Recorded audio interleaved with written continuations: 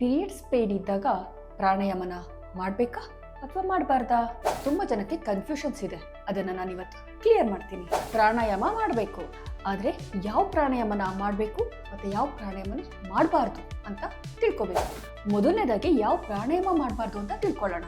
ನಿಮ್ಮ ಬಾಡಿಲಿ heat generate ಆಗೋ ಅಂಥ ಪ್ರಾಣಾಯಾಮಗಳನ್ನು ಮಾಡಬಾರ್ದು. ಫಾರ್ ಎಕ್ಸಾಂಪಲ್ ಸೂರ್ಯಭೇದನ ಮತ್ತು ಭಸ್ತ್ರಿಕಾ ಪ್ರಾಣಾಯಾಮಗಳನ್ನು ಮಾಡಬೇಡಿ. ಈಗ ಯಾವ್ಯಾವ ಪ್ರಾಣಾಯಾಮಗಳನ್ನು ಮಾಡ್ಬೋದು ನೋಡೋಣ. ಕೂಲ್ ಮತ್ತು ಕಾಮಾಗ ಅಂತಹ ಪ್ರಾಣಾಯಾಮಗಳನ್ನು ಮಾಡ್ಬೋದು. ಫಾರ್ ಎಕ್ಸಾಂಪಲ್ ಅನುಲೋಮ ವಿಲೋಮ ಮಾಡಿ, ಅನುಲೋಮ ವಿಲೋಮದಲ್ಲಿ ಬರ್ತಕ್ಕಂತಹ ವೇರಿಯೇಷನ್ಸ್ಗಳನ್ನು ಮಾಡಿ, ಭ್ರಮರಿ ಪ್ರಾಣಾಯಾಮನ ಮಾಡಿ. ಈ ಥರ ಯಾವ ಯಾವ ಪ್ರಾಣಾಯಾಮಗಳು ನಿಮ್ಮ ಬಾಡಿನ ಕೂಲ್ ಮಾಡುತ್ತೆ ಮತ್ತು ಕಾಮ್ ಮಾಡುತ್ತೆ ಅನ್ನೋ ಪ್ರಾಣಾಯಾಮಗಳನ್ನು ಮಾಡಿ. ನೀವು ಪೀರಿಯಡ್ಸಲ್ಲಿ ಇದ್ದಾಗ ಯಾವ್ಯಾವ ಪ್ರಾಣಾಯಾಮಗಳನ್ನು ಮಾಡ್ತಿದ್ರಿ ಅಂತ ನನಗೆ ಕಮೆಂಟ್ ಮಾಡಿ ತಿಳಿಸ್ತೀರಾ?